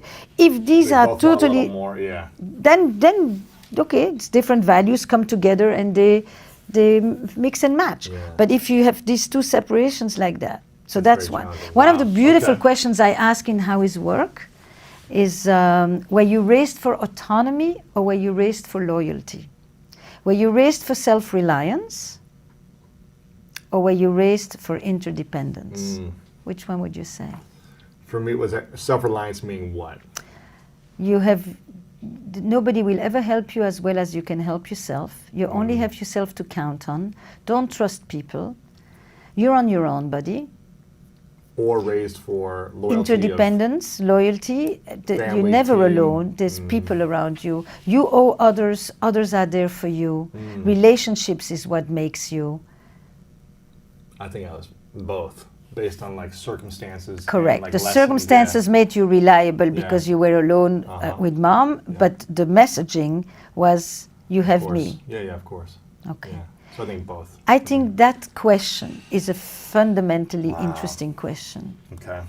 that people can ask themselves when they partner in business and in love.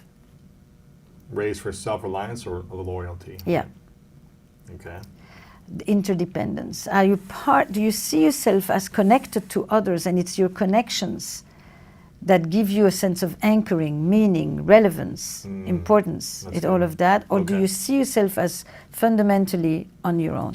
I think Gotcha. travel, curiosity, you often will have a complementarity between one person who is curious and eager to discover and goes on, and then another person. Your question Who about wants to be alone or doesn't want to travel, wants to stay doesn't home. want to, but it's also likes comfort, likes repetition, likes the familiar. I think the religious values, if you have a person who those matter a great deal. Children, do you want family or do you not want family? If you want a family, then make sure that you find someone who wants a family. Right. Otherwise, What are what's you the point of being like what are you going to partners? do? Try to convince some, Now, I don't think you have to have the same values on everything. I think you have to have a similar outlook on life. Which is? A vision, like exactly the same as when a vision. Do you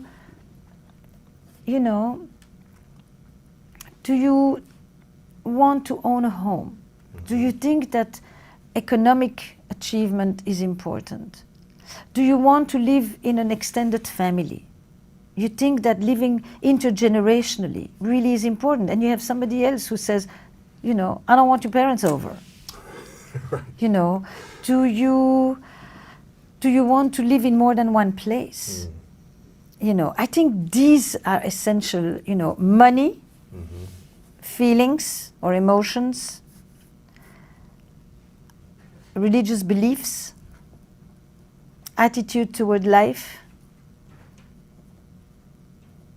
It's not a specific value about something. A value is a cluster of things. Yeah.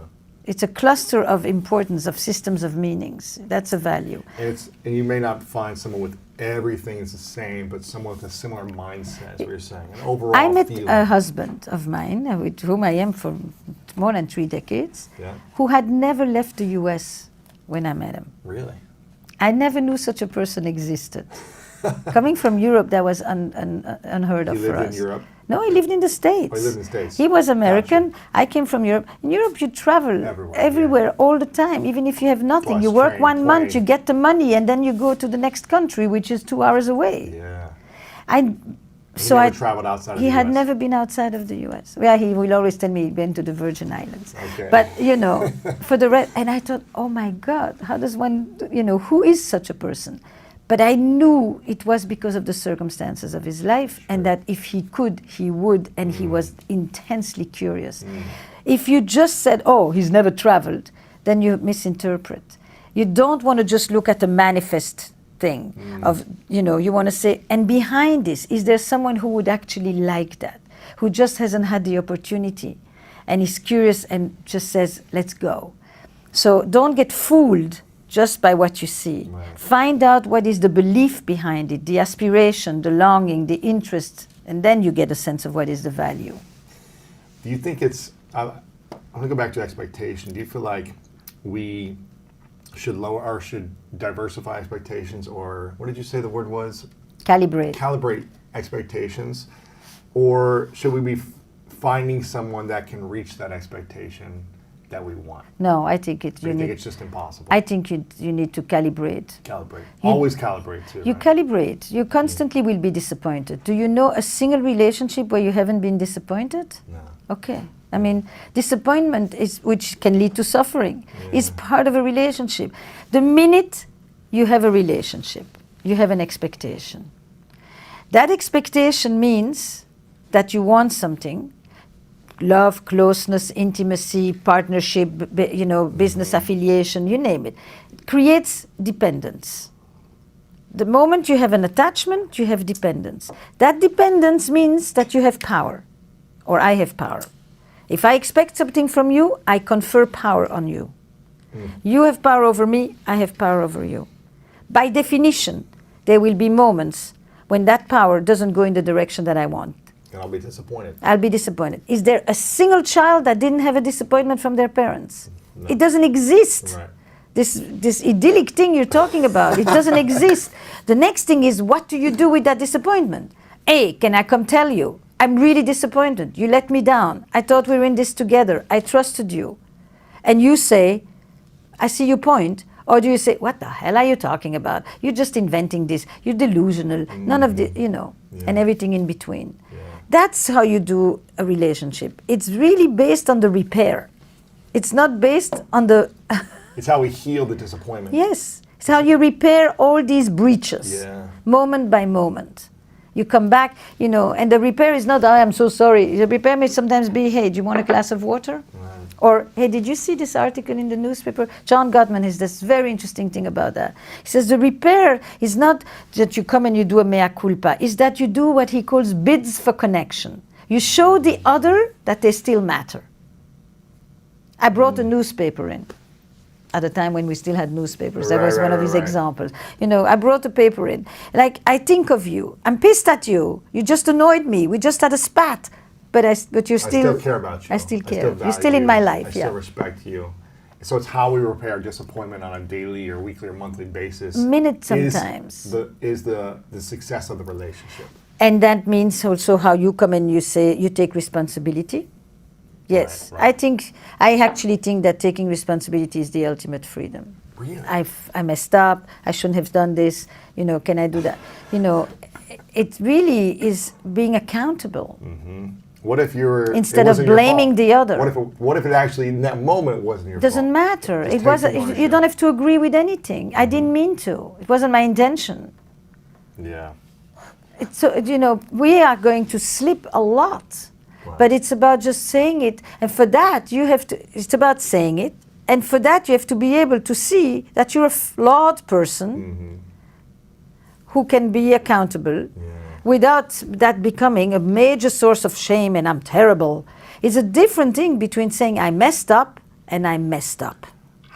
I like this distinction. How do we, in our mind, because I think in the past, relationships, when I messed up in a small term, right, like a disappointment, a small disappointment, saying like I'm sorry, or taking responsibility, or saying that was my fault, was like a humiliation. Well, it was more like when I'm like, well, why shall I? No, it's more like here's all the actions I'm doing right. Right.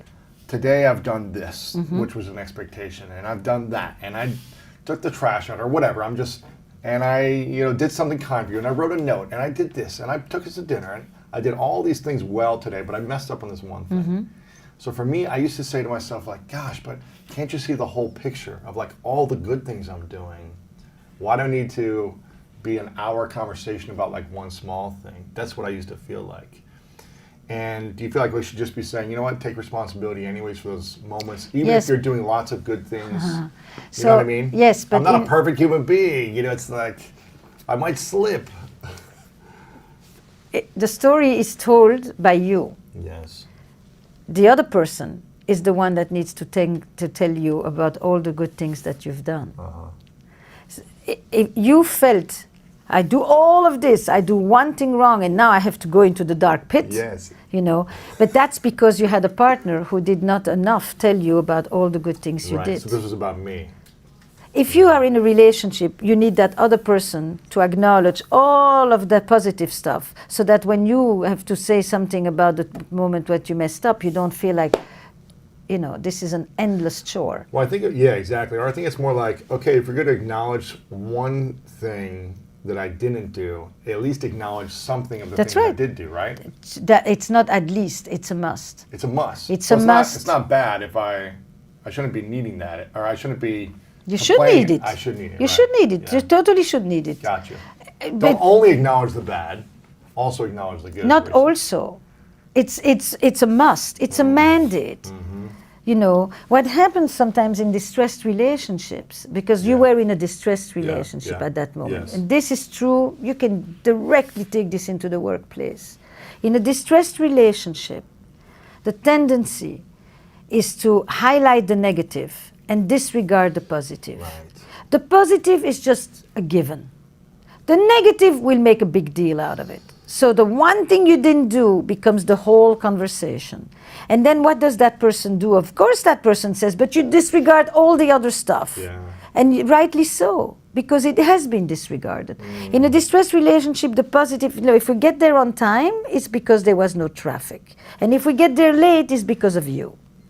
The good is chance, the bad is attributed to you. Or in a different version of that is what we call negative attribution error. If I am in a bad mood, it's because I had a bad day. But if you're in a bad mood, it's because you're a nasty person who is always so cantankerous. Right. Mine is circumstantial, yours is characterological. So when you'd say, I was in a relationship in which when I did one thing bad, it was so overblown and I felt like everything else was being disregarded, that's a sign of a distressed relationship in and of itself. Interesting. So The there is- fact that okay. you, because in a normal relationship, somebody else says, thank you, thank you, thank you, thank you, thank you, then you finally don't do something and says, oh, I really messed up there, I forgot, sorry. Right. And it's not such a big deal. Okay. Because you are seen for the whole person. Right. If you have to make a speech about you should see the whole person, you're not in a good relationship. Ah, there you go. Okay. Or you're not in the dynamic in your relationship not is not a working. good one. Yeah, No, that's okay. that in itself is a sign of a bad dynamic. Gotcha. You shouldn't have okay. to say this. So I wasn't crazy. Okay, gotcha. No. Okay, gotcha. No. So And the ma- interesting thing about this is how much it applies at home, and the same thing happens at work. And at work. So is it a mandate to acknowledge team members at work as well, in the good and not just the negative? I absolutely think so. Yeah. But I am not the best at it myself. Right. So you don't You acknowledge know, your team the best. I do, It's hard when but we're I running do. the show. We see a lot of the things that are slipping through, right? Yeah. Yeah, it's like my tendency is to. But it's different because in a relationship, it's not a paycheck, right? It's like, well, maybe there is, but it's different in terms of like an intimate relationship versus a working relationship. How much has your team taught you? Because look, you A are lot. probably like me. We wouldn't be sitting here on some level if we were not actually more self-critical people Of course. and very demanding of ourselves. Of course. And hence, we surround ourselves by people who we think we can be demanding from as well. And that is true. But it is also important that we learn to be sometimes a little kinder with ourselves and not just highlight the negative, I know. while at the same time asking the girlfriend to not be like that, even though you are doing Sure, it with sure. yourself, and to also do it with our team. Yeah. I don't think you can go wrong, you know, if it's not just kind of fluff. I Yeah. think that acknowledging the efforts of people is a good thing to learn. And my team teaches me that. It teaches me a lot Yeah. too, yeah. I've grown so much in the last 7-8 years of launching this and my business just by seeing how much, my words or my energy could affect someone if, I'm only focusing on like what they messed up on. So we do acknowledgement all the time. Every meeting, it's like we try to acknowledge a team member and acknowledge people all the time because I've learned over the years of just like, it's not good just to focus on the negative and what's not working, even if you're the boss and even if you're paying everyone or whatever it may be. And have you ever connected that to the fact that your focus was on self-reliance? See, they come together. Autonomous right. people who were raised for autonomy, need to learn what you're describing, to Yeah. be more, to give those comments, to see what other people are doing. They need to learn not to just look like this. Yeah, that's true. Now, in How's Work, I'm excited to dive in on this. I had a business partnership before the School of Greatness, about 8 years ago, that we started a company together. I guess 11 years ago we started a company. We ran this for like 3 years. The company took off. it started to be very successful financially, started making millions of dollars in sales a year with a very small team. It was essentially just us, and we outsourced a few things. And it did very well until the dynamics of the relationship started to change. We had both had nothing starting out, and then we grew and we started to get some success, some financial stability, things like that. And things started to shift where we didn't have our values aligned. We didn't have our work ethic aligned, and we didn't communicate Be about specific. we didn't communicate about expectations. We went into it quickly into a business partnership. Were you friends before? We were friends maybe for like 6 months. Like we had just met, we were in a co-working space. I was working on something similar to what he was working on. We were just talking and hanging out, helping each other, giving advice, and then we worked on a project together. Hey, we should do. Yeah, let's try this thing. It did well. Let's do this again next week. Let's keep doing it. We're making money. Let's grow it. Okay, now let's build a business together. So there was not a level of communication beforehand or an agreement on, okay, if in 5 years you want to leave, what's the expectation? If I want to leave, we didn't have that. So I take full responsibility with both of us not clearly communicating expectations. And so anyways, after a few years, I start to get a lot of resentment because I had an expectation that this person was going to be working as hard as me. I'm up till 2 a.m. every night. He has kids and a wife. I don't have that. So I can work all day, all night. And I'm thinking, let's grow this thing. Let's build this thing. And I didn't communicate, so I take full responsibility. So after a while, I remember saying to myself, why am I giving up 50% of this when I'm doing 90% of the sales generating efforts that are bringing in the revenue, right? And I even had him, I was like, a lot of our stuff was based on sales from live webinars. And I was the guy who was doing the live webinars. So I even said like, hey, why don't you try to do this webinar on your own and see if you can generate some sales. And there was 0 sales when he did it. So I think he realized, okay, like in order to generate income, he needed someone to sell for him. And where I was thinking like, okay, I could probably pay someone $5,000 a month to do all the responsibilities of him, but he's generating a lot more than that. And so there was a level of resentment where I just didn't communicate. I just got angry and was resentful. And when you get angry, what do you do? I would be reactive. I'd be dismissive. I would be distant. I would focus on my own stuff. And I started thinking of like, how do I get out of this, right? How do I get out of this? I was also very immature, didn't really know myself, didn't heal my trauma from the past, like didn't do all these things before this.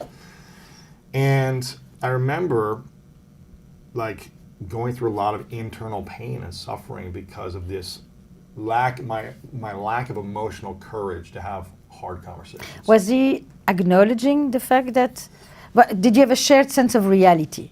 Did he agree with what you see? No. So that's first I thing. think until he tried like to do a webinar himself to sell when he didn't make any money on it. Right. I think he was like a first wake up call, like, oh, I guess I do need Lewis in a sense. Like we needed each other, and to a point where I was like, I could just pay someone to do your job, but we had started this together.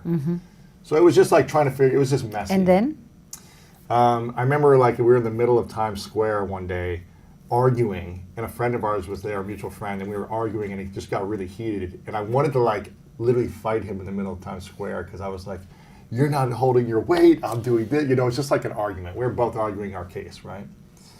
And I was just like, "This is not working," you know, and it's not going to work. I ended up selling the company to him. I remember I ended up started going through emotional intelligence work and started healing trauma in the past. And I approached him and I said, even though I have this... What was the piece that you needed to address from the past that was going to help you with this? What wasn't the piece I needed to address, but I think it was the sexual abuse and the trauma that I faced, and a lot of like feeling abused and taken advantage of my entire life, feeling like people were out to get me, or fairness of like what's fair, what should we both have, what should we both get type of thing. So I think once I started to do a lot of that work on myself and heal from past hurts from other people where I felt taken advantage of, I remember coming to him and emailing him and saying, hey, I want to meet you in person. And literally the first thing I said was like 10 minutes of acknowledging him and gratitude for him. I wouldn't have started this without you. I was just like, there's no way we'd be here right now without you. I'm so grateful. Even if there was like things I wasn't happy with, I was just like, here are all the things I'm really grateful about you. And I think he was in shock because for 6-7 months prior, it was a lot of stress for both of us, a lot of resentment, both sides. But that mindset and attitude was able to get us to a place to find a deal where I sold the company to him. Whereas if I didn't come to him from that place of gratitude, I probably wouldn't have been able to sell it to him. And there were other challenges since I exited that we had, but I remember I needed to come from a place of gratitude. I needed to come from a place of calm and peace in order to make some resolution happen. And you have a show, I know I'm actually over my time right now, so I want to be respectful, but your show, How's Work, deals with a lot of people who are in partnerships and business that like go through different challenges in business, right? So your story could be an episode on housework. Okay. Complete. Right. You know, your story says, in order for me to deal with my co-founder, I needed to deal with the other part of my resume, my relationship history. I needed my past, the way that I had felt that people had used me, the way that I felt that I've always had to do more, the way that I felt that even when I did more, they still thought that they did more than me, the way that I didn't know if I took them on, that they wouldn't hurt me more. Right. You know, and so my invisible history that is right there as I'm working with my co-founder. That he didn't know about. That he did not know about, you know,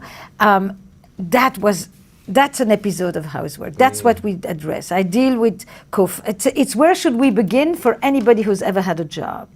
It's co-founders, colleagues, co-workers, family business. 65% of startups will fail like yours because of the relationship between the co-founders. Wow. Just so you know. They fail because of the relationship. Because the relationship. Not because the economy no, or because no, of that's an customers. enormous amount of good ideas that Wow. fall apart because that's Howard Wasserman at Harvard. That's not my right. statistic here. And what you did is you first of all went and you realized I am bringing stuff here that I need to acknowledge. Then you went to him. You didn't just do gratitude. You actually did basic reality testing. It is true that without him you may not have been where you were or where you started and all of that. Absolutely. It was also true that at a certain moment you no longer wanted to continue be with him, and it's this it's the ability to not have to deprive the other of anything they've done in order to justify and to just say, I know you've done all of this. Of course, when you come to me and you first acknowledge my contribution, I'm not on the defensive. Then you can come and say, I would like to sell you the company. Right. Because if you came and you talked about everything you do, I would answer to you with everything I've done, and everybody is holding their card. But if you come and you tell me what I have done, then I don't have to go into that script, and I can actually choose a different path. I don't have to hold on my credentials and remind you what I have done here. But this thing about two people who start together and one starts to do more and feels that they are putting in all the effort and they're the generating one, and that, you know, and then the other one is still trying to tell them, you know, no, we are equal. And they feel like we are not equal anymore and it's unfair. And then it taps into, and I know that used feeling. I've been there, you know, and and now you have this past and the present sitting on each other, the personal and the professional, the invisible resume with the reality of the workplace. I wish you'd come with your partner to an episode, but I invite anybody else in a similar situation to come and do an episode of How's Work. It's riveting. It's riveting because you tell it now, and I listen to it like that because you made the connections. But the episode is often the opportunity for people to make the connections for the first time. No, with me in the session. It's a 3-hour session that then gets edited. But it's a 3-hour session with the colleagues and the co-founders going exactly into that.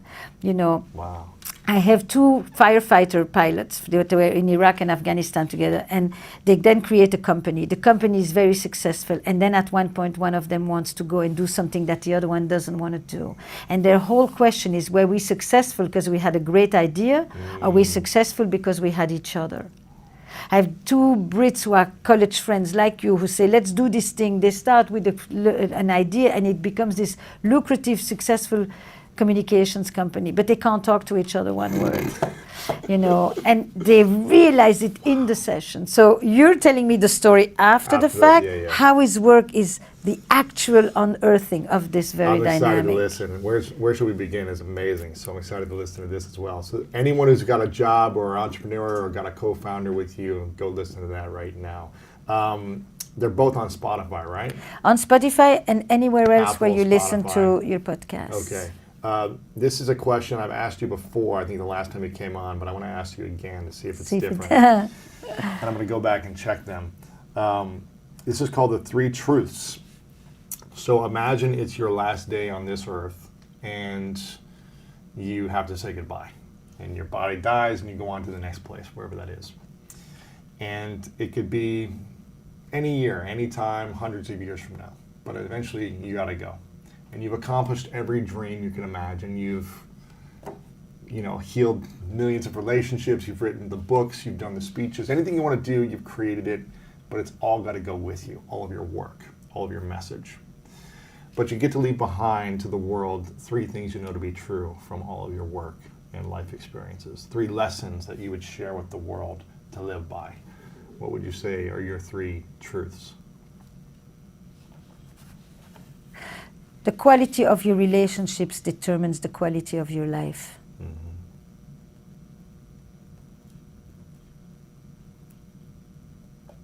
Okay. Hence, make sure that you have a rich life and invest in your relationships. Nobody's ever died hoping they had worked more. Yeah. And then the next one is make it so that when people remember you, they smile. That's a good one. Never heard that one. That they were touched by you in a way that really left them with something to cherish. I see so many people in my office as a therapist who are left with things that people left them with that are bitter, cruel, hurtful. And I just think I want to be remembered with a smile. Wow, that's a good one. As somebody, it was great to know her, to meet her, to have her in my life, as my mother, as my wife, as my friend, as my boss. If you have that, then you continue to live inside the hearts and minds of others in a way that... you leave a positive impact for many years to come. Yeah. That's beautiful. Okay, and the third one? Oh, I thought those were already 3. The first one is the quality of your life. Or quality Determines the relationships is quality. the quality of your Yeah. life. Yeah. The second one would have been, therefore, you invest in your relationships. Nobody has ever really, seriously, people, on every deathbed, people will talk about how they wish they had spent more time with their loved ones. And I actually have to say, I don't think I will say that because I'm doing it. But if it was the third one, I think it would be something inspired by what you probably would think. If you have a dream that has accompanied you your whole life, go ahead and try it if it's doable. It would be a pity that you would spend, there's certain things you won't do. I will never be a pilot, that kind of. But there's certain things that you want to try one day. Just go ahead and dare it. What do you stand to lose on some of these things? And I think that's a piece that I take from your work, is that notion of, there's so many ways that you can explain why you don't. Go ahead and dare yourself on some things. You want to play that freaking piano, go get yourself a music lesson, whatever it is, dare. And I like that, I take from you. That's great. Thank you. Well, I want to acknowledge you, Esther, for constantly showing up. You bring so much healing to so many people, and clarity and inspiration. Every time you speak, I swear it's like sound bites of like clarity and inspiration to how to live a better life and have better relationships. So I'm so grateful for you. I acknowledge you for this.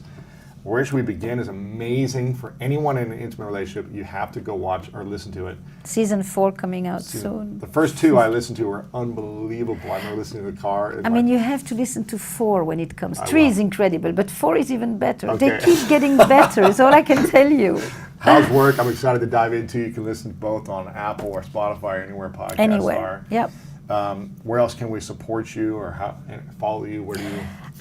I mean, you know, I told you about the newsletter and the blog. I really write. People want, I don't always want to Where can write you get another that? book. On my website, on social, on all the channels, estherperel.com. Okay. And it's monthly. It's really what we are talking about, but on a deeper level, Okay, so perfect. that I can't always do another, book. Yeah. Of course, there's the books, Yeah. Mating in Captivity and The State of Affairs. And there's two other things. If you're a coach or a therapist, it is my training platform, which is called Sessions with Esther Perel, where I, like you, bring some of the people that I learned from the most in the field of relationships. Yeah.